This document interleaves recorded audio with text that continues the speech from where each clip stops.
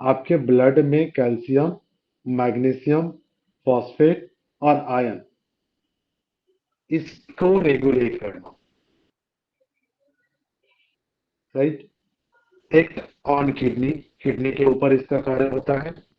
और helps in formation in vitamin D. सबसे important work इसका क्या है? विटामिन डी के फॉर्मेशन में हेल्प करता है, जो हमारी बॉडी में जनरेट होती है। क्लियर हुआ? नेक्स्ट हम मूव करते हैं thymus gland. Thymus gland primary organ of the immunity system. सबसे पहला ऑर्गन है जो इम्यूनिटी सिस्टम को, जो प्राइमरी ऑर्गन है, इम्यूनिटी सिस्टम जिससे डेवलप होते हैं बॉडी में, जो इम्यूनिटी सिस्टम है, उसका सबसे फर्स्ट ऑर्गन कौन है? Thymus gland. इसके द्वारा कंट्रोल किया जाता है इम्यूनिटी सिस्टम को। वेयर टी सेल्स मेच्योर, जहां पे टी सेल्स जो होती है वो मेच्योर होती है। ग्लैंड कौन सा है? थाइमस। इसके दो पार्ट होते हैं, कौन कौन से? Central medulla and cortex. Thymus gland के कितने हैं? Two parts.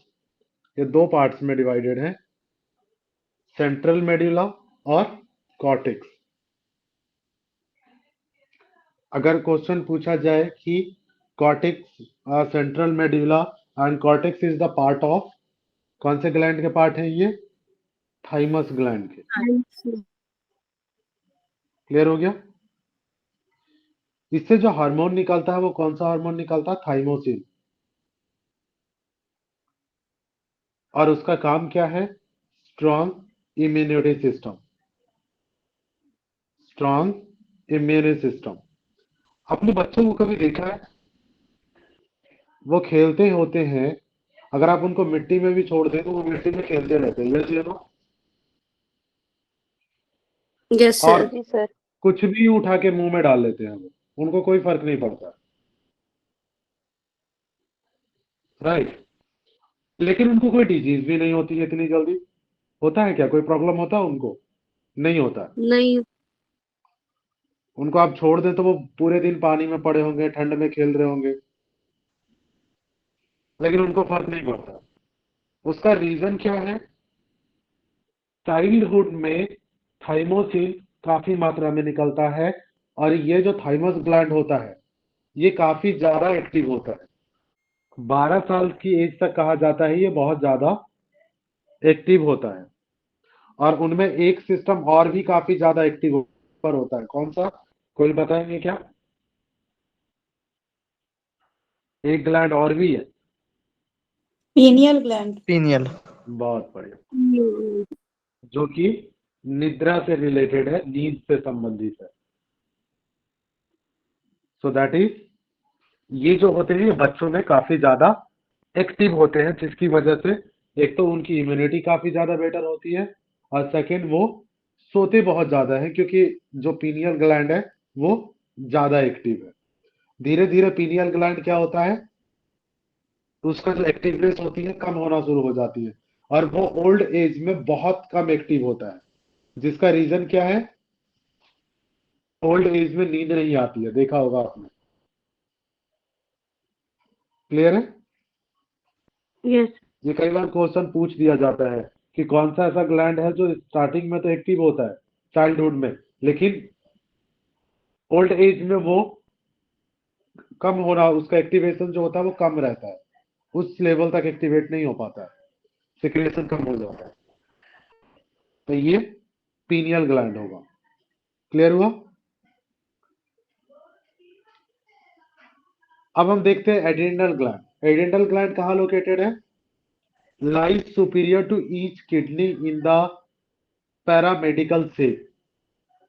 पैरामेडिकल शेप में ये दोनों किडनीज के ऊपर है। कहाँ है? दोनों किडनीज के ऊपर। कितनी हाइट होती है इसकी? 3 to 5 centimetre in height. Height कितनी होती है? 3 to 5 centimetre. It is also called 49 gland. इसको और कौन सा ग्लैंड कहा जाता है? 14 ग्लैंड 49. कहा जाता है। एड्रिनल कॉर्टेक्स ग्लैंड कौन से होता है? Adrenal cortex. और इससे जो हार्मोन निकलता है कौन सा निकलता है? एल्डोस्टेरॉन। एल्डोस्टेरॉन जिसका काम क्या है? Decrease the blood level of के, विटामिन के जो होती है, right. Increase the blood level of nitro oxide. Na क्या होता है? कौन बताएंगे Na क्या होता है? Sodium sodium. और K plus potassium Potassium. Potassium. Clear है?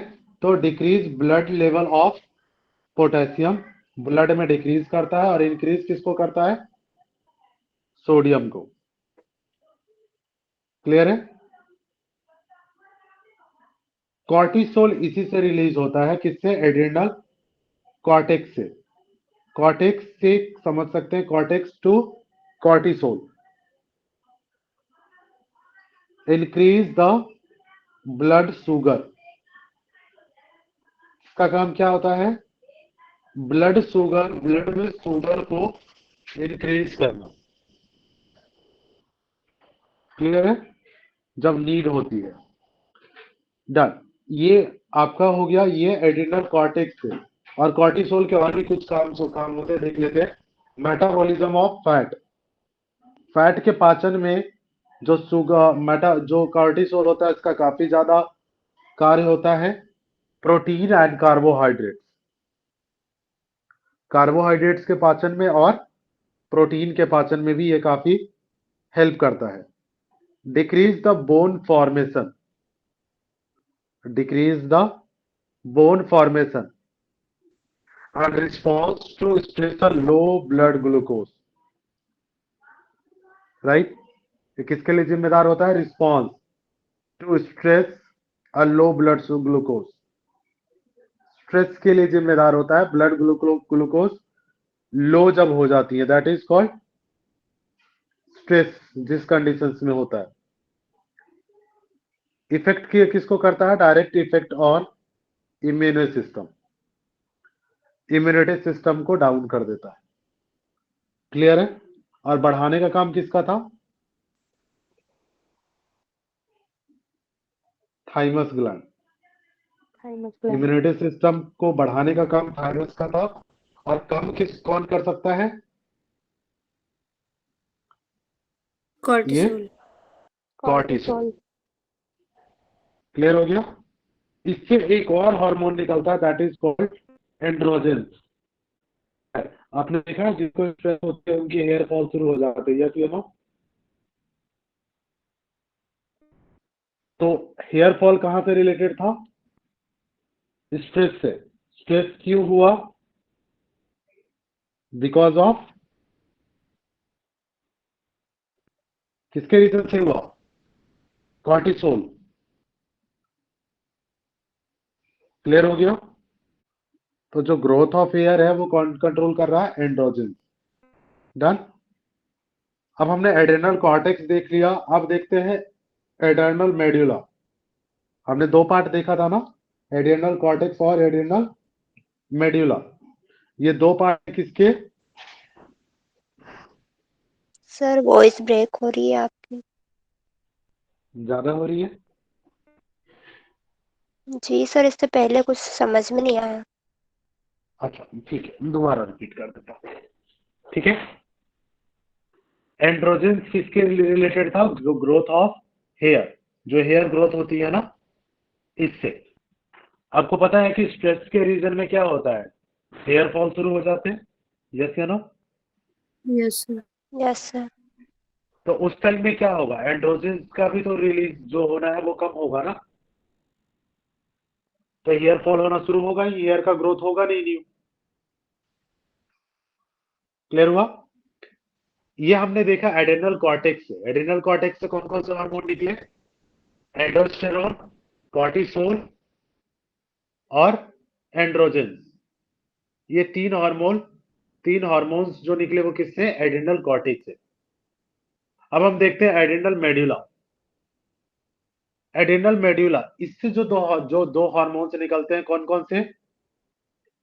एपिप्रेसिन एड्रेनालिन, और norepinephrine. Clear? Norepinephrine. Adrenal medulla से कौन कौन से हार्मोन निकले? Epinephrine, epinephrine, norepinephrine. यस। और एपिनेफ्रिन का वर्क क्या होता है? Enhance effect of sympathetic division of autonomic nervous system during stress. काम क्या होता है इसका? Enhance effect of sympathetic division of autonomic nervous system. किसका? ऑटोनॉमिक नर्वस सिस्टम में सिंपैथेटिक। याद है सिंपैथेटिक और पैरासिम्पैथेटिक? यस, इसका काम क्या है? To enhance the sympathetic nervous system during stress. Clear हो गया? यस या no? Yes sir. Sir androgen hormone तो ज्यादा मेल पे रहता है ना, उस पर growth of hormone growth of hair जहाँ पे लिखा है। यह हाँ, तो ग्रोथ ऑफ हेयर में बियर्ड आ जाती है ना मेल्स में। हाँ हाँ हेयर ग्रोथ, बॉडी पे हेयर ग्रोथ होना, है ना, बियर्ड ओके। आना, तो ये सब ज्यादा मेल्स में होते हैं ना। और अगर एक चीज ध्यान दीजिएगा, अगर फीमेल्स में एंड्रोजन ज्यादा सीक्रेट होना शुरू हुआ तो क्या होगा? Unwanted hair growth. हाँ जैसे उनके फेशियल हेयर रहते हैं या बहुत। फेशियल सर हेयर्स आ जाते हैं, कई की मूछें भी दिखती हैं, है ना। हाँ सर हाँ इसका रेशियो है क्या, मतलब फीमेल में कितना परसेंट होना चाहिए और मेल में, तो इसका कुछ ऐसा है कि इसका कितने रेशियो परसेंट? ऐसा कुछ लिखा नहीं गया है कहीं पे, ठीक है, अच्छा, कि कितना होता है। बट इतना है कि मेल्स में इसकी जरूरत ज्यादा होती है, तो सिक्रिएशन ज्यादा होता है। लेकिन प्रेजेंट दोनों में ही रहता है, किसी में ज्यादा प्रेजेंट एक्टिव दोनों होता में है। है, बिल्कुल। तो महिलाओं में भी तो हेयर ग्रोथ होता है ना, ऐसा नहीं है ना कि नहीं जी सर। होता है। लेकिन ज्यादा होगा तो अनवांटेड हो जाएगा।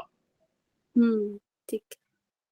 ठीक है, ठीक है, क्योंकि रेशियो नहीं है चेंजेस, ना सर ऐसा कुछ? नहीं रेशियो मैं में नहीं लिखा हुआ है, इसका कहीं भी रेशियो नहीं लिखा हुआ है, ठीक है। Okay sir. तो ये अनवांटेड, और ये अनवांटेड पता है कब होता है? ये लाइक सब, पीसीओडी। हाँ पीसीओडी जो हार्मोनल डिसीज होती है। यस, जहां हार्मोनल डिसबैलेंस हुआ वहां एंड्रोजन का सिक्रिएशन ऊपर नीचे हो जाता है।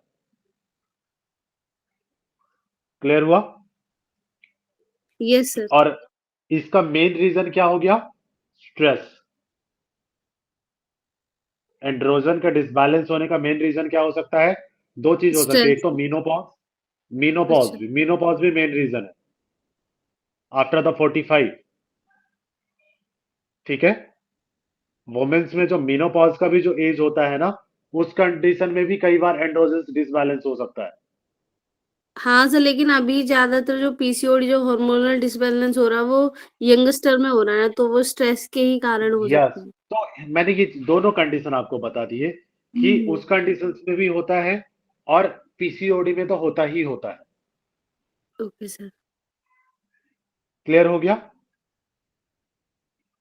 Yes sir.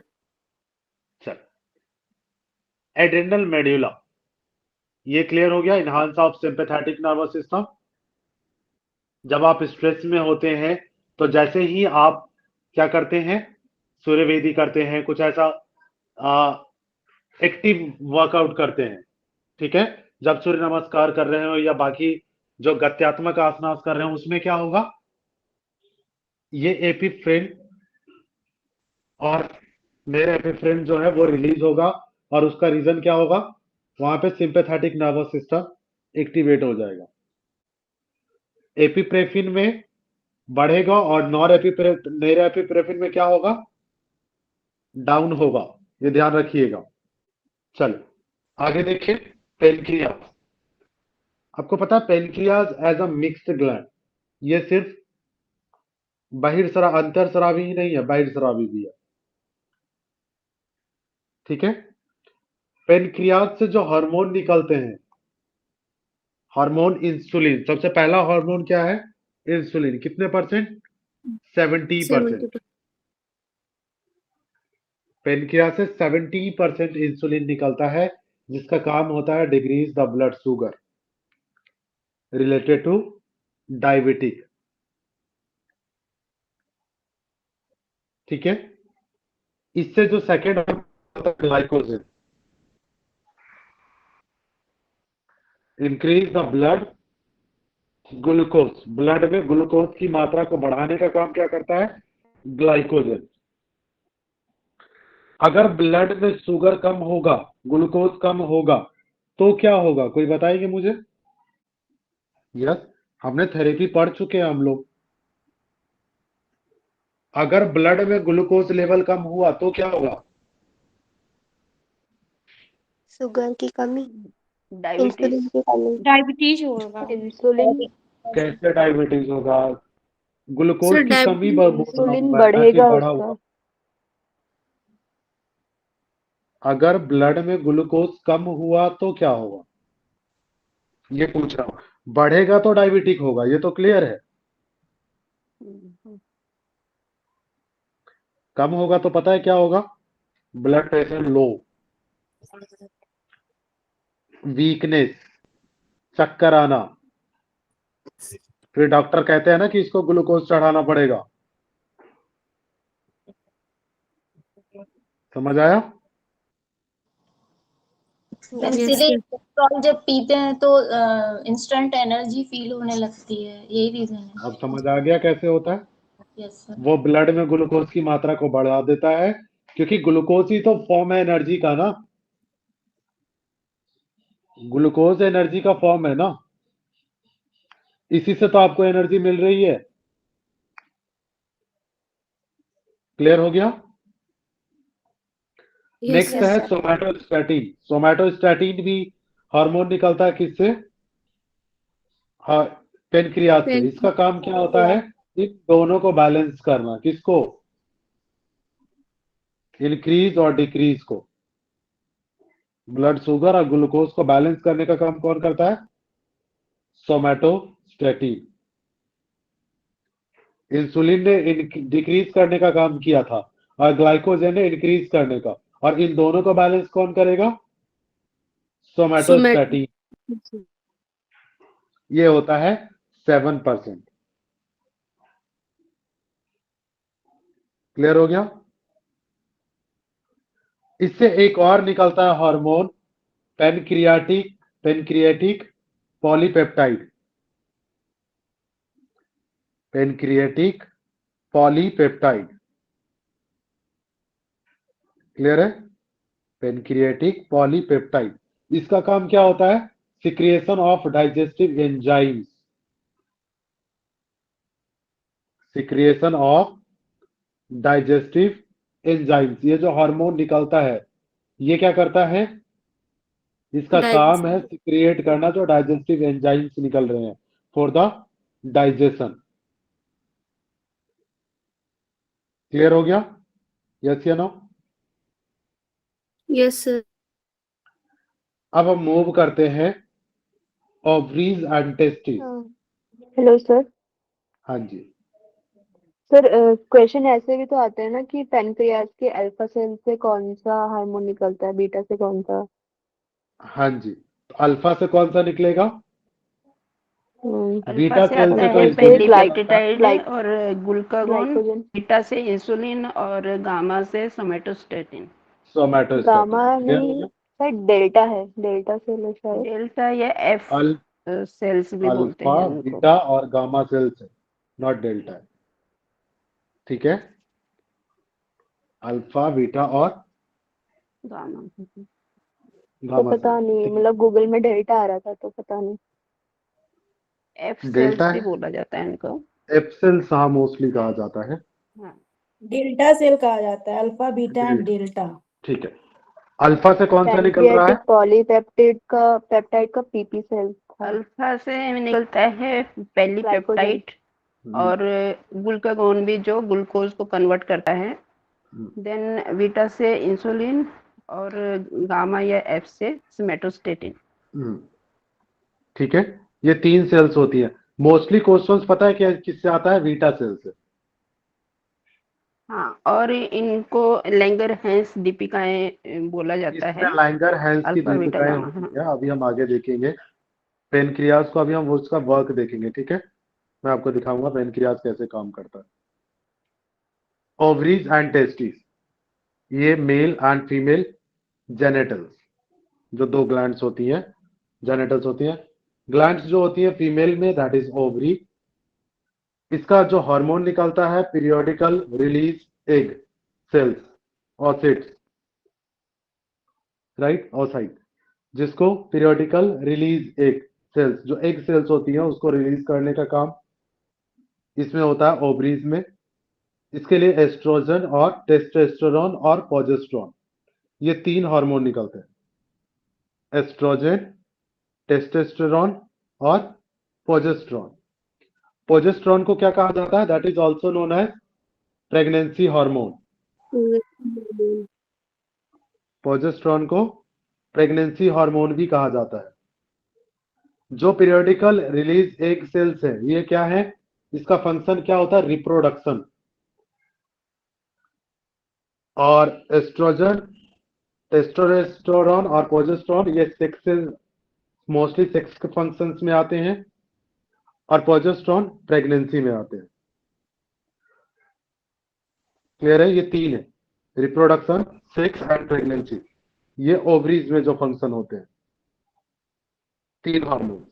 इससे कई बार क्वेश्चन आ चुके हैं कि oestrogen progesterone is the hormone release from the gland, का नाम दे देते हैं वहां पे। क्लियर हो गया? अब हम देखते हैं मेल टेस्टिकल, स्पर्म। सबसे पहले स्पर्म फॉर्मेशन जेनाइसिस, स्पर्मेटोजेनाइसिस, जिसका काम होता है रिप्रोडक्शन।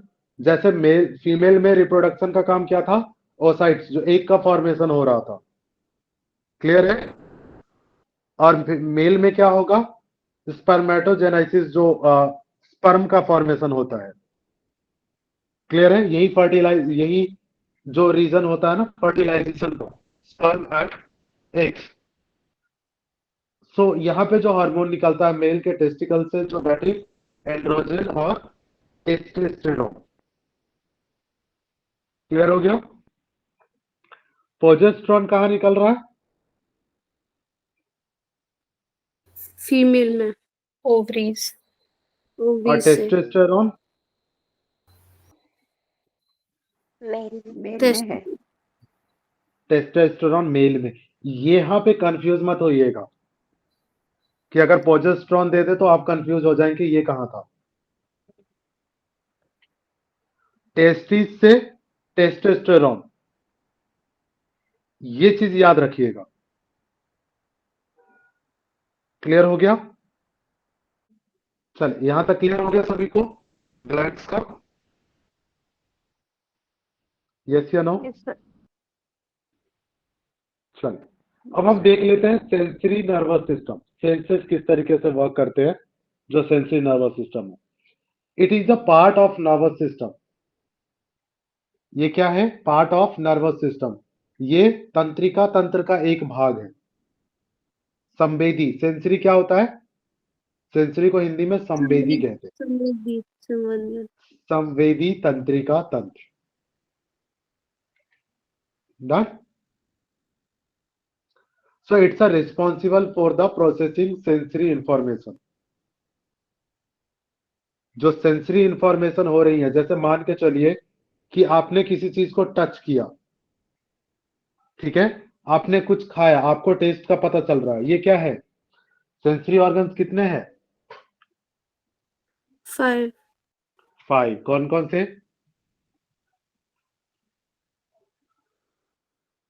आई, eyes, नोज, nose, ears, टंग, tongue, skin. टेस्ट। इसके थ्रू जो चक्षु कर्ण इंफॉर्मेशन, नासा जीवा त्वक। बहुत बढ़िया, इसके थ्रू जो इंफॉर्मेशन आप तक पहुंच रही है उस सिस्टम को क्या कहते हैं? Sensory nervous system. यहां से जो मैसेज लाने और ले जाने का काम कर रहा है वो सेंसरी नर्वस सिस्टम करता है। अब sensory system consist of sensory neurons. यहां पे कौन से न्यूरॉन्स होते हैं? सेंसरी न्यूरॉन्स होते हैं। Natural pathway and parts of brain, ये क्या है? दे आर नेचुरल पाथवेज और ये ब्रेन का पार्ट भी है। Sensory nerve system grouped into two classes. Sensory nerve को दो भागों में बांटा गया है नर्वस सिस्टम को। कौन कौन से? एक तो जनरल सेंस और दूसरा स्पेशल सेंस। एक जनरल सेंस और दूसरा स्पेशल सेंस। जनरल सेंस को इन्होंने दो कैटेगरी में डिवाइड किया। क्लियर है? एक तो है जो सोमैटिक और दूसरा विसरल। जनरल सेंस में दो पार्ट है, कौन कौन से? सोमैटिक सेंस और sense. Visceral sense. Somatic sense में कौन से आपको क्या किन चीजों के बारे में पता चलता है? जैसे टच, आपने किसी चीज को टच किया, ठीक है, या आपको किसी ने टच किया। प्रेशर, वाइब्रेशन, इच टिकल, जैसे खुजली होना कहीं पे, ये किस टाइप में आते हैं? ये सोमैटिक सेंस में आते हैं। और विसरल में कौन से आएंगे? Provide information about condition with in internal organ. Internal organs में जो कंडीशंस है ना उसके बारे में बताता है। जैसे आपके स्टमक में पेन हो रहा हो, किससे पता चलेगा? विस्ट्रल सेंस बताएं। से। हार्ट में पेन हो रहा हो, कैसे पता चलेगा? Visceral sense. Visceral sense. Clear हो गया? यस या no? Yes sir. Yes sir. Yes. Second में आता है स्पेशल सेंस। स्पेशल सेंस में कौन से आते हैं? जैसे smell. Clear? Smell, taste, vision, देखना, हियरिंग, सुनना, टच करना, ये सभी किस में आएंगे? स्पेशल सेंस में। क्लियर हो गया यहां तक? यस या नो? यस अब हम देखते हैं motor nervous system. Motor nervous system का काम क्या होता है? A motor nerve is a nerve that carries command information out of the central nervous system, CNS। कई बार मोटर न्यूरॉन्स के नर्वस सिस्टम के बारे में क्वेश्चन आ गया है कि जो मैसेजिंग का काम, मैसेजेस का काम होता है इंफॉर्मेशन पहुंचाने का, if you are touching something and जो इंफॉर्मेशन जा रही है वो किस नर्वस सिस्टम के थ्रू जाती है? Motor nervous. Motor nervous system. Clear हो गया? आपने किसी चीज को, ऐसे किसी चीज को टच किया और पता चला वो बहुत ज्यादा गर्म था। अब ये इंफॉर्मेशन लेके कौन जाएगा ब्रेन तक? सेंसरी। ये जो गर्मी का, जो गर्म है, वो उसको मोटर नर्वस सिस्टम लेके जाएगा, अगर हम सिस्टम की बात करें। क्लियर हुआ? सेंसरी में ही मोटर है, अलग नहीं है, ठीक है ना? जो सेंसेस को लाने का, इंफॉर्मेशन लाने और ले जाने का काम हो रहा है ना, वो मोटर नर्वस सिस्टम में हो रहा है। तो सेंट्रल नर्वस सिस्टम को डायरेक्टली ये मैसेज पहुंचाता है and towards effect muscles and glands. जो इफेक्ट होता है मसल्स और ग्लैंड में इफेक्ट होता है, that will be execute the commands. It is and cable like bundle of efferent nerves fiber। यहाँ पे कौन सा होता है? efferent। efferent और दो और पढ़ाए थे मैंने, कौन कौन से? नर्व्स कौन कौन से दो टाइप के बताए थे, कौन बताएंगे? How many types of nerves fibre मैंने बताए तो थे आप लोगों को, एक efferent होता है और दूसरा efferent होता है। यस या नो? एक मैसेज को ले जाने का काम करता है और दूसरा मैसेज को लाने का काम करता है ब्रेन तक।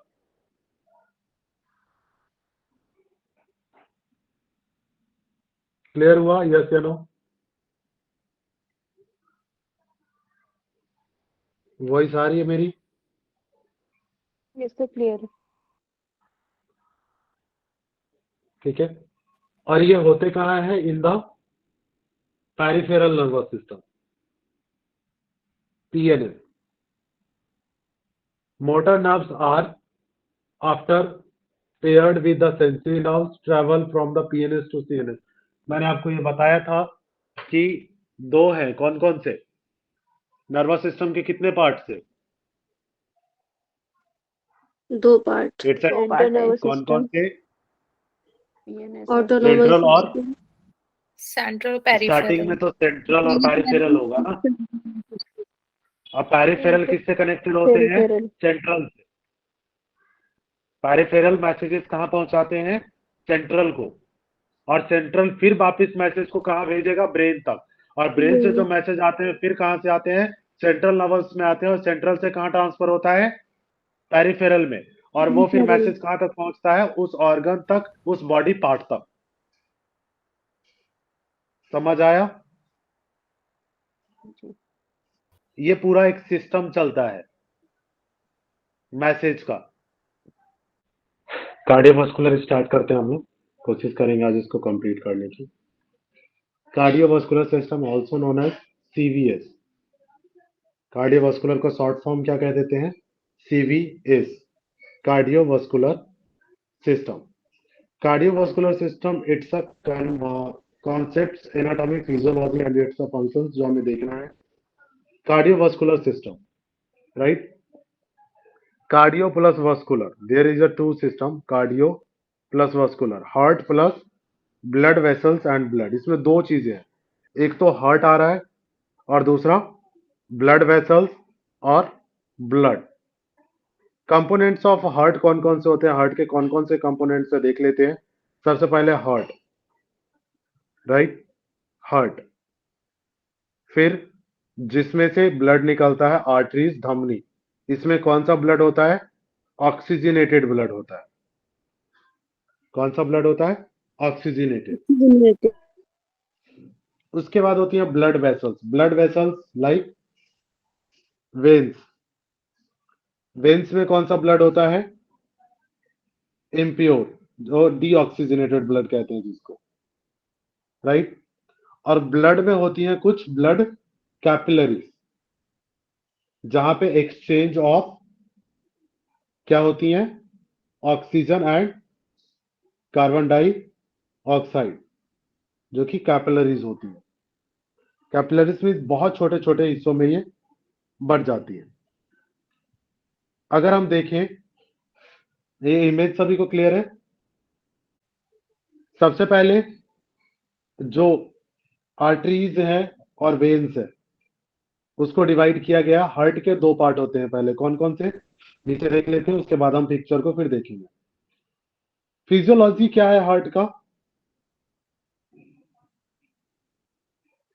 ट्रांसपोर्टेशन। सबसे पहले क्या काम करता है? ट्रांसपोर्टेशन का काम करता है, फिर प्रोजेक्शन का काम होता है, और थर्ड रेगुलेशन का काम होता है, right? Transportation, projection and regulation. Clear हो गया?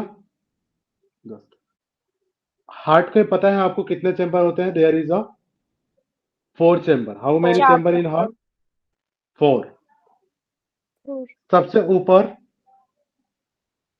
जो चैम्बर होता है that is called right atrium. आर्टियम। और जो राइट साइड सबसे नीचे होता है that is called right Right Ventricle. ventricle. Left side of your heart, left atrium, it's the upper side. Left ventricle Left ventricle. in the down. अब इसके function को देखेंगे, ये पिक्चर क्लियर है? यस या नो? जी सर। Yes sir. ठीक।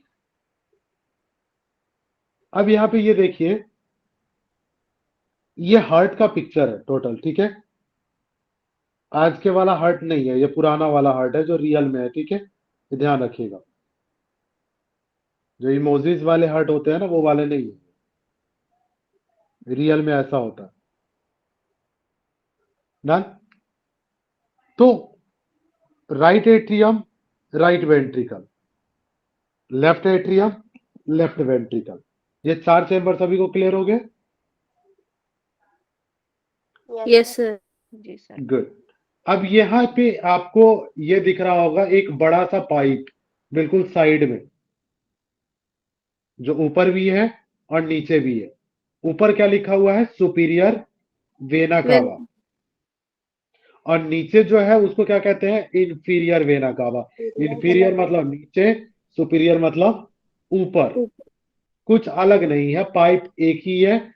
अगर नीचे का भाग है तो इसको इंफीरियर कह दिया, ऊपर का भाग है तो इसको सुपीरियर कह दिया। क्लियर हो गया यहां तक? जी सर। अब हमने पढ़ा था आर्टरीज और वेन्स।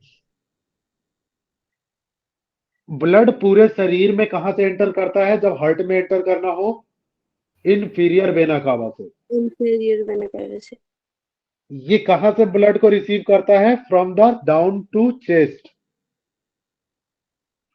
चेस्ट के नीचे से ब्लड को हार्ट में लाने का काम कहां से होता है? इंफीरियर वेना कावा से। और अगर ब्रेन से ब्लड आ रहा हो तो कहां से आएगा? सुपीरियर। Superior vena cava. बहुत बढ़िया। तो ब्रेन से जो ब्लड आया हार्ट में वो आया सुपीरियर वेना कावा, लेकिन पहुंचेंगे दोनों एक ही जगह पे। कहां ये भेजेगा? In the right atrium. Right atrium. अब यहाँ पे ब्लड सुपीरियर वेना कावा से भी आ गया, इंफीरियर वेना कावा से भी आ गया, इकट्ठा कहां हो गया? राइट एट्रियम में। एट्रियम। यहां तक क्लियर हो गया? अब राइट एट्रियम से जब आया, यहां पे राइट एट्रियम में एक वल्व लगा हुआ है, राइट एट्रियम और राइट वेंट्रिकल के बीच में। उस वल्व को क्या कहते हैं? Tricuspid. Tricuspid. Tricuspid valve. Like a gate. एक गेट होता है ना, जैसे घरों में, वैसे एक गेट होता है। जैसे ही राइट एट्रियम में ब्लड आता है उसके बाद क्या होता है? ट्राइकस्पिड वाल्व खुल जाता है और ब्लड कहां आ जाता है? Right ventricle. उसके बाद जो ट्राइकस्पिड वाल्व है वो क्या हो जाता है? क्लोज हो जाता है। क्लियर हो गया यहां तक? अब राइट एट्रियम में जो ब्लड आया था वो कैसा ब्लड था? ऑक्सीजनेटेड और डीऑक्सीजनेटेड? Deoxygenated. और राइट वेंट्रिकल में कौन सा ब्लड है? Deoxygenated. सेम। बहुत बढ़िया। ब्लड ऊपर से ही तो नीचे आया है ना, तो ऑक्सीजनेटेड तो है नहीं। अब यहां पे आपको दिख रहा होगा, यहां पे क्या है? Pulmonary vein. Artery, pulmonary vein, pulmonary arteries आपको पल्मोनरी वेन साइड में दिखेंगी, ठीक है? पल्मोनरी आर्टरी, ये क्या है? Pulmonary artery. ये दोनों साइड होती हैं। क्लियर है? स्टार्टिंग यहां पे दिख रहा होगा सभी को, स्टार्टिंग में ये एक निकल रही है, सेंटर ऑफ द हार्ट। ये जो सेंटर से निकल रहा है जब, राइट एट्रियम आपको दिख रहा है ना? राइट एट्रियम के जस्ट बगल में एक पाइप है ऊपर की तरफ, जो आगे दो भागों में डिवाइड हो गया है। एक राइट साइड जा रहा है और दूसरा लेफ्ट साइड जा रहा है। तो जो राइट Yes, साइड sir. जा रहा है उसको कहते हैं राइट पल्मोनरी आर्टरी, और जो लेफ्ट साइड जा रहा है लेफ्ट पल्मोनरी आर्टरी। Left आप सिर्फ pulmonary. इतना रखेंगे, Left इतना pulmonary याद artery. रखेंगे, पल्मोनरी आर्टरीज। आपको क्या याद रखना है? Pulmonary artery. अब पल्मोनरी आर्टरीज के बीच में एक वाल्व लगा होता है, उसको क्या कहते हैं? Pulmonary valve. Pulmonary valve. Pulmonary artery है तो यहाँ पे जो वाल्व होगा उसका नाम भी क्या होगा? Pulmonary valve. Pulmonary valve. अब ब्लड कहाँ पे आया हुआ था? राइट वेंट्रिकल में। Ventricle में. अब ये कहाँ जाएगा? पल्मोनरी वाल्व ओपन हुआ और ये पल्मोनरी आर्टरी में एंटर करेगा ब्लड। और ये पल्मोनरी आर्टरीज कहाँ जाके मिलती हैं? लंग्स में। Lungs में. पल्मोनरी आर्टरीज लंग्स में जाके मिलती है। तो पल्मोनरी आर्टरीज में जो ब्लड है वो कौन सा ब्लड हुआ? Deoxygenated. Deoxygenated. क्योंकि अभी तो ब्लड हार्ट उसमें लंग्स में जा ही रहा है ना। क्लियर हो गया यहां तक? अब ब्लड कहां पहुंच गया है? लंग्स में। ब्लड कहां पहुंच गया? Lungs में. लंग्स में। अब लंग्स में आपको पता है कैपिलरीज होती हैं, कैपिलरीज के थ्रू एल्वोलाई में कुछ वेन्स जो होती हैं, आर्टरीज होती है, उसके थ्रू, वहां कैपिलरीज के थ्रू ऑक्सीजन का एक्सचेंज हो गया। आगे पढ़ेंगे हम रेस्पिरेटरी में, ठीक है, कि कैसे एक्सचेंज होता है। अब वो वापिस भी तो आएगा हार्ट में ना। अब हार्ट में कहां से आएगा? Pulmonary veins. वेन के द्वारा. और ये भी दोनों साइड होती है, राइट पल्मोनरी वेन्स और left Left pulmonary pulmonary. Veins.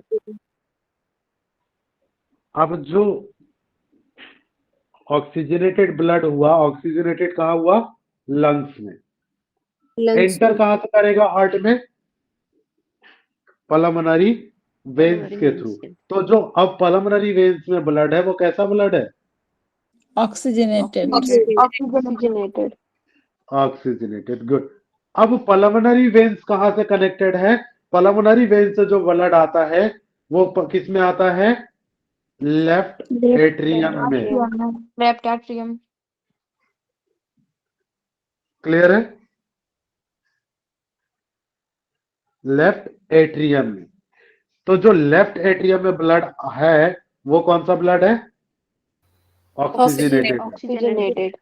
Right atrium में कैसा था? Deoxygenated. Deoxygenated. राइट एट्रियम में ब्लड कहां से आया था?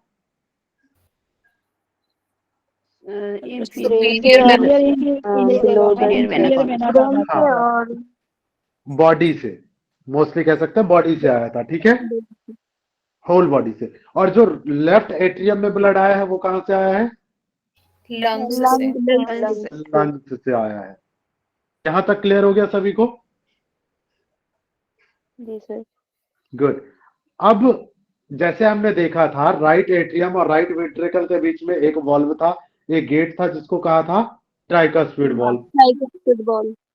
अब लेफ्ट एट्रियम और लेफ्ट वेंट्रिकल के बीच में भी एक वॉल्व है जिसको कहते हैं Bicuspid. Bicuspid या dicuspid. और mitral valve. Bicuspid, mitral valve भी कह देते हैं इसको, ठीक है। अब जैसे ही लेफ्ट एट्रियम में ब्लड आ गया, अब फिर ये वॉल्व खुल जाएगा और ब्लड कहां पहुंचेगा? Left left ventricle. Left ventricle में. Left ventricle. ventricle. अब यहां से भी ब्लड क्या कहीं और जाएगा? क्योंकि यहां तो अब ऑक्सीजनेटेड ब्लड आ चुका है। अब कहां जाएगा? ये सबसे बड़ा वाला जो दिख रहा है एरोटा, एरोटा में.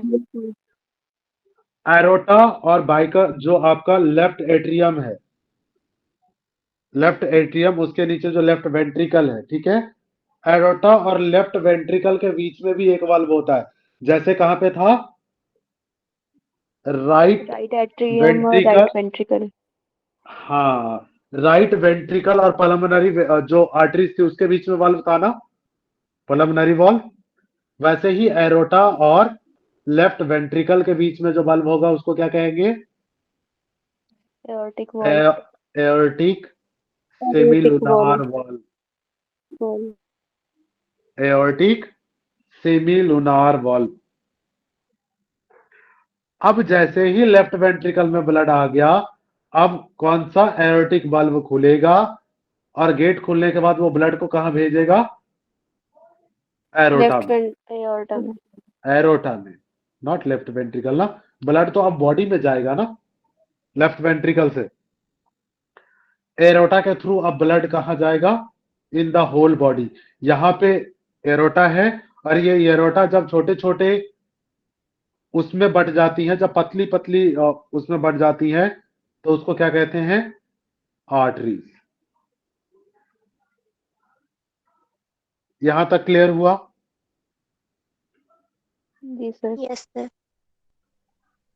कोई डाउट तो नहीं?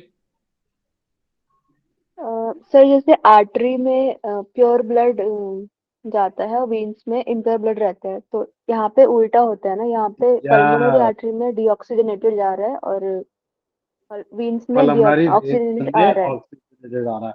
बस आपको ये समझना है कि अगर पल्मोनरी आर्टरीज है तो डीऑक्सीजनेटेड और पल्मोनरी वेन्स है तो ऑक्सीजनेटेड, जस्ट अपोजिट कर दीजिए।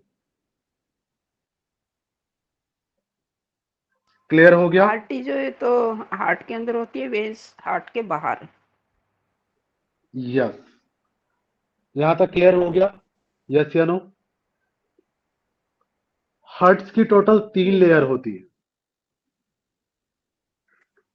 हार्ट की कितनी लेयर होती है? 3। 3 लेयर। 3 लेयर होती है। सबसे ऊपर जो लेयर होती है उसको क्या कहा जाता है, वेस्ट्रल पेरिकार्डियम, विसरल पेरिकार्डियम। वेस्ट्रल पेरिकार्डियम। बीच का लेयर होता है, बीच का कैसे रखेंगे, मिडल, मिडल से मायोकार्डियम, मायोकार्डियम। पी से बाहर वाला पेरिकार्डियम, एम से मायोकार्डियम, और सबसे एंड में जो होता है इनसाइड उसको कहते हैं एंडोकार्डियम। क्लियर हो गया? इससे क्वेश्चन आ चुका है कि हार्ट के कौन सा हार्ट का इनर लेयर है, या तो कौन से हार्ट के लेयर हैं, या हार्ट के लेयर के नेम्स क्या है। तो क्लियर हो गया, पेरिकार्डियम, मायोकार्डियम और एंडोकार्डियम। कंफ्यूज मत होइएगा अगर वो पूछते हैं कि हार्ट के कितने लेयर होते हैं। कितने लेयर हुए? 3 layers। 3 लेयर। और कितने चैम्बर? 4 chamber। 4 चैम्बर। इसमें कोई डाउट तो नहीं? बहुत बढ़िया, ठीक है। अब इन दोनों को जो सेपरेट करता है किसको, right atrium right ventricle, left atrium left ventricle, इसको सेपरेट करने के लिए, अगर सेपरेट नहीं करेगा तो ये आपस में चिपक जाएंगी ना, ब्लड मिक्स हो जाएगा आपस में।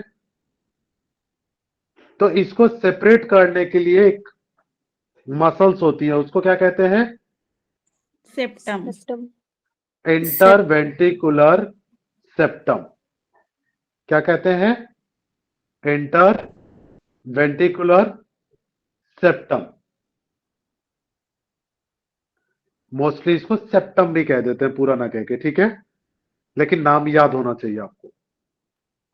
Interventricular septum. क्लियर हो गए? यस या नो? ओम जी ओम। सर ये लेफ्ट साइड में कट रहा है, लेफ्ट साइड में लेफ्ट कट रहा है साइड ना। अभी ठीक है? हाँ अब ठीक है, ओके। ओम ओम। मैंने वो जूम जानबूझ के किया था ताकि आपको नाम बिल्कुल क्लियर दिखे। ओके जी। ठीक है शंकर जी? हाँ सही है सर, ओके चलिए ओके। यहीं तक रखें, बाकी कल हम फंक्शन मैंने आपको फिजियोलॉजी बता ही दिया। कल मैं आपको नाम याद करने थोड़ा सा आसान नहीं होगा आपके लिए, ठीक है। जो मेन नाड़ी जो आर्टरीज थी मैंने उसका आपको बता दिया है। अब आपको हार्ट के फिजियोलॉजी समझ में आ गया, यस या no? Yes sir. Yes sir. Main physiology जो है वो यही है। मुझे नहीं लगता अब आप भूलेंगे। कोई भूलेंगे तो नहीं? नहीं। चलिए ये अच्छी बात है, क्योंकि यहाँ बहुत ज्यादा कंफ्यूजन रहता है ना, सभी के लिए होगा। मैंने भी पढ़ा था तो मुझे भी था स्टार्टिंग में, ठीक है ना, कि कहाँ से कौन सा आ रहा है,